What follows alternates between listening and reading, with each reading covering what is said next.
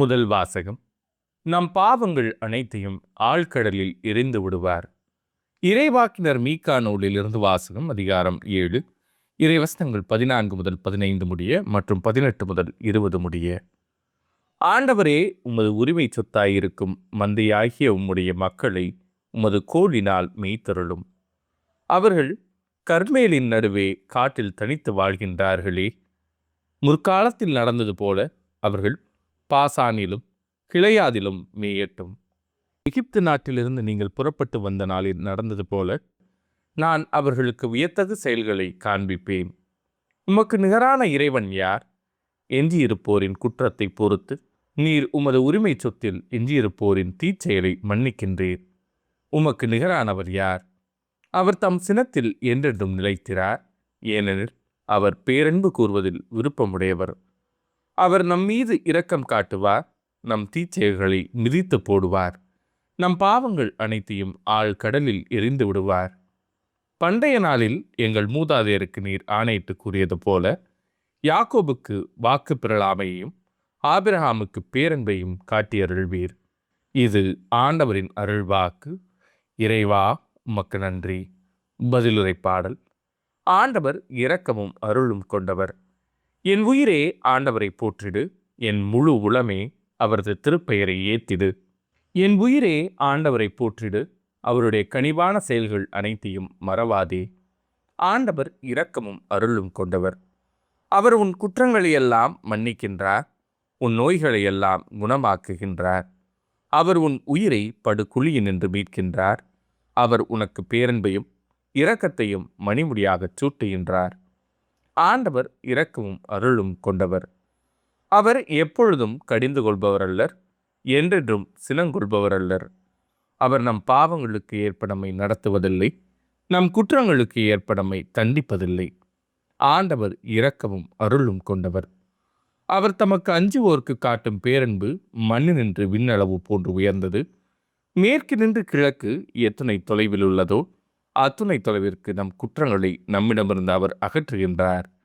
ஆண்டவர் இரக்கமும் அருளும் கொண்டவர். நற்செய்திக்கு முன் வசனம்.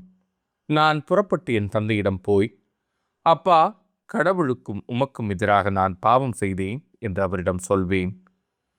நற்செய்தி வாசகம். உன் தம்பி இவன் இறந்து போயிருந்தான், மீண்டும் உயிர் பெற்றுள்ளான்.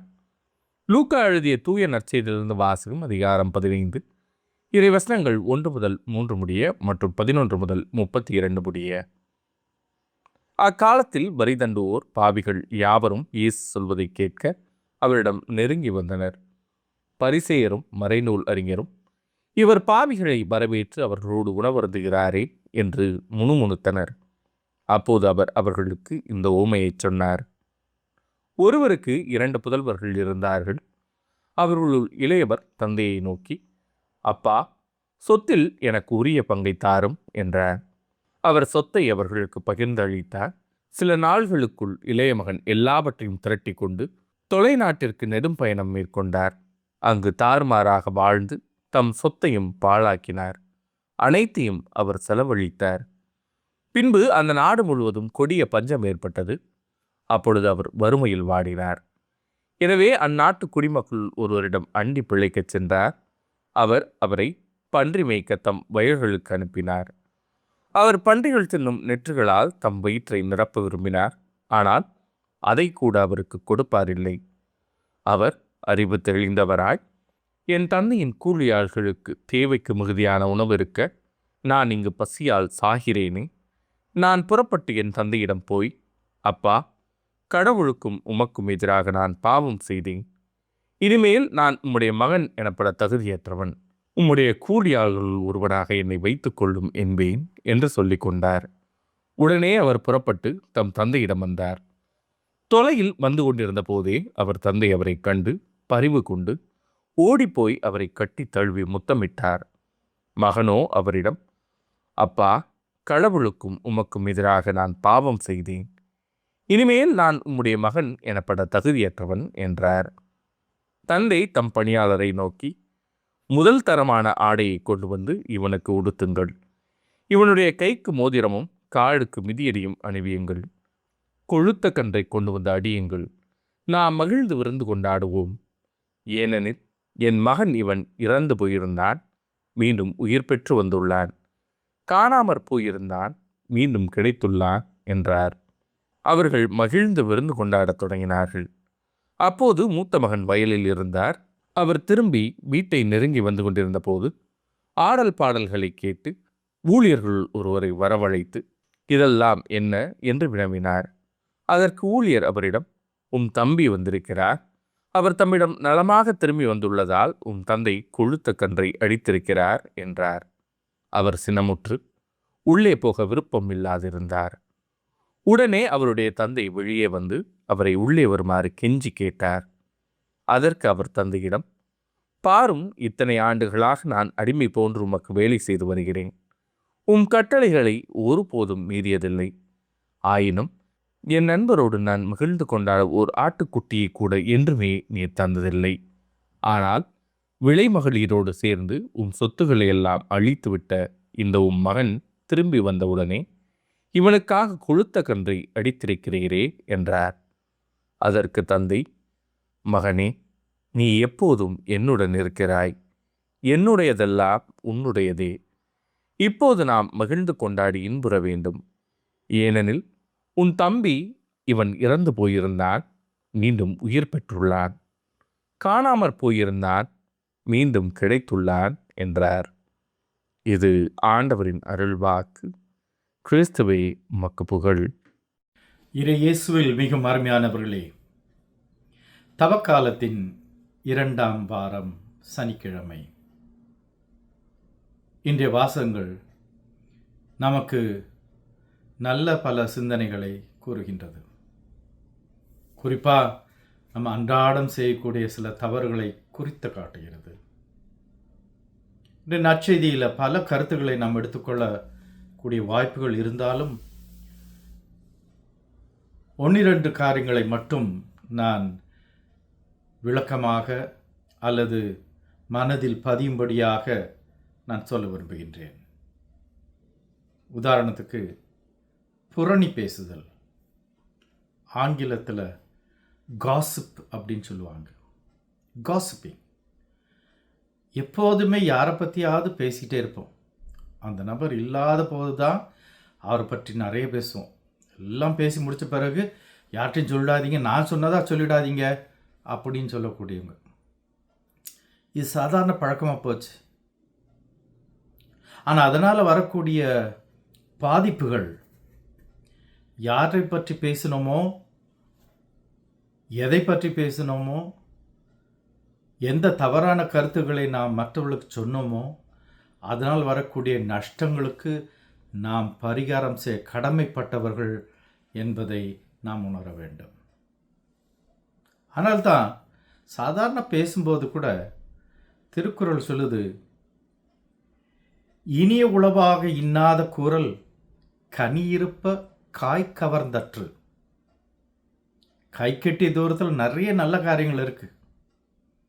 மனசில் நிறைத்து வைக்கக்கூடிய நிறைய நல்ல காரியங்கள், பிறரை பற்றியும் நம்மை பற்றியும், ஏன் நம் கடவுளை பற்றியும் நிறைய நல்ல காரியங்கள் இருக்கும்போது நாம் அதையெல்லாம் தவிர்த்து சோகமான, மற்றவர்களுக்கு பாழ்படுத்தக்கூடிய, மற்றவருடைய நட்பெயருக்கு களங்கம் விளைவிக்கக்கூடிய காரியங்களை நாம் பல முறை பேசுகிறோம். எங்கேயோ பாகிஸ்தான்லேயும் ஈராக்லேயும் இருக்கவங்களை பற்றி நாம் பேசுகிறத பற்றி நான் சொல்லலை. நம்ம குடும்பத்திலே நம்ம கூட வாழக்கூடிய சக மனிதர்களை பற்றி நாம் நிறைய தப்பாக பேசுகிறோம்.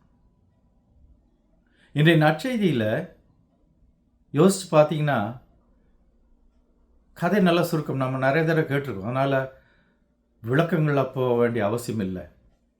இளையவன் வரான், அப்பா மகிழ்ச்சியோக அவனை அரவணைத்து வீட்டுக்குள்ளே வந்து விருந்து வைக்க போகிறாரு. அப்போதான் மூத்தவன் வரான், வீட்டுக்குள்ளே வரமாட்டேன்னா. வீட்டுக்குள்ளே வரமாட்டேன்னு சொல்லி தன்னுடைய தம்பியை பற்றி இல்லாதது பொல்லாதது பற்றியெல்லாம், அவன் எப்படி இருந்தானோ அது வேற விஷயம். ஆனால் இவன் என்னமோ போய் பார்த்த மாதிரி அவன் இப்படி செஞ்சான் அப்படி செஞ்சான், விலைமாதரோடு தன் வாழ்க்கையை கழித்தான் அப்படின்ற இன்ஃபர்மேஷன். அப்போல்லாம் எஸ்எம்எஸும் இல்லை, ஃபோனும் இல்லை. ஆனால் எப்படி இவனுக்கு இதெல்லாம் தெரிஞ்சது? அதுவும் தூர தேசத்துக்கு போயிருக்கிறான் அப்படின்னு கதை சொல்லுது. அப்புறம் இவனுக்கு எப்படி அந்த செய்தியெல்லாம் தெரியும்? மட்டுமல்ல, இந்த நற்செய்தியில் 2 காரியங்கள், ஆழமான காரியங்கள் நமக்கு சொல்லப்படுது. ஒன்று, அச்சம் தவிர், பயத்தில் வரக்கூடிய காரியங்கள். அடுத்தது, அடிமையாக செயல்படக்கூடிய காரியங்கள். To be a slave or to be afraid. இது 2 காரியங்களை நம்ம மேற்கொள்ளணும் அப்படிங்கிறது தான் நான் சொல்லக்கூடிய இந்த நற்செய்தியிலிருந்து வரக்கூடிய காரியம். ஒவ்வொரு நாளும் நம்ம நிறைய நிகழ்ச்சிகளில் நிறைய சம்பவங்கள் நம்ம ஈடுபட்டிருக்கிறோம். ஆனால் அது அனைத்திலுமே ஒரு மாலை, ஒரு நாள் முடிந்த பிறகு யோசித்து பார்த்தோம்னா, இதில் எத்தனை காரியம் பயம் இல்லாமல் நம்ம செஞ்சுருக்கிறோம், எத்தனை காரியங்கள் நாம் நம்மை அடிமையாக்கி கொள்ளாமல் செயல்பட்டிருக்கிறோம் அப்படின்னு யோசித்து பார்த்தா ரொம்ப ரொம்ப ரொம்ப கஷ்டம். ஆனால தான் சொல்லுது, நம்மளுடைய பேச்சு வார்த்தைகளை தெளிவுபடுத்துறதுக்கு அல்லவை தேய அறம்பெருகும் நல்லவை நாடி இனிய சொல்லின். இனிமையாக பேச கற்றுக்கொள்ள வேண்டும், மற்றவர்களை வாழ்த்த வேண்டும், ஆசீர்வதிக்க வேண்டும், கடவுளின் ஆசிரியை மற்றவர்களுக்கு சொல்ல வேண்டும். குடும்பத்தில் உள்ளவங்க வீட்டில் விட்டு வெளியே போகும்போதும், வெளியிலேருந்து வீட்டுக்குள்ளே வரும்போதும் அவளுக்கு ஆசி கூறுங்கள், மகிழ்ச்சியாக இருங்கள் அப்படின்னு கடவுள் சொல்கிறார். அன்பு சகோதர சகோதரிகளை, உண்மையாகவே இந்த தபக்காலம் நமக்கு பயனுள்ளதாக அமைய வேண்டுமானால் இது ஒன்றை மட்டும் நல்ல மனசில், மற்றவளை பற்றி நான் கேவலமாகவோ உண்மையான சம்பவங்கள் இருந்தாலுமே அவளை பேச நமக்கு எந்த அருகதையும் இல்லை, எந்த உரிமையும் கிடையாது. ஒருவேளை சில காரியங்களை பேசணுன்னா அவங்களோட அனுமதியோடு தான் நம்ம பேச முடியும், இல்லை அவர்களை வைத்து கொண்டு தான் நம்ம பேச வேண்டும். எனவே இதை நல்லா மனசில் வச்சுக்கோங்க. பழைய ஒரு பழமொழி எனக்கு ஞாபகம் வருது. இலவு காத்த கிளி போல. கிளி இலவம் பஞ்சு பழுக்கும் பழுக்கும் பழுக்கும்னு காத்திருந்து கடைசியில் அந்த நாள் வந்தது, வெடித்து சிதறியது, பழுக்கவே இல்லை, ஏமாற்றம் தான் மிஞ்சியது. யார் இந்த கிளி, யார் இந்த இலவம் பஞ்சு? அன்பு கிறிஸ்தவர்களே, தவக்காலம் ஒவ்வொரு வருடமும் நமக்கு வரும்போது கடவுள் கிளி போல நமக்காக காத்து கொண்டிருக்கிறார். அவருக்கு ஏமாற்றை தருவதற்காக நாம் மாற்றம் இல்லாமல் வாழ்வது சரியல்ல. எனவே நம்மை மாற்றிக்கொள்வோம். இன்றைய முதல் வாசகம் நமக்கு தெளிவாக சொல்லுது, நம் பாவங்கள் அனைத்தையும் ஆழ்கடலில் அவர் எறிந்து விடுவார். மீகா ஆகமத்திலிருந்து சொல்லப்படும். இறைவாக்கினர் மீகா தபக்கால தொடக்கத்திலிருந்தே நமக்கு வழி நடத்துகிறாரு. இன்னும் ஆழமான கருத்துக்கள் இன்றைய வாசகத்தில் சொல்லப்படுது. எதை பற்றியும் அவரது கணக்கு போடுறதில்லை.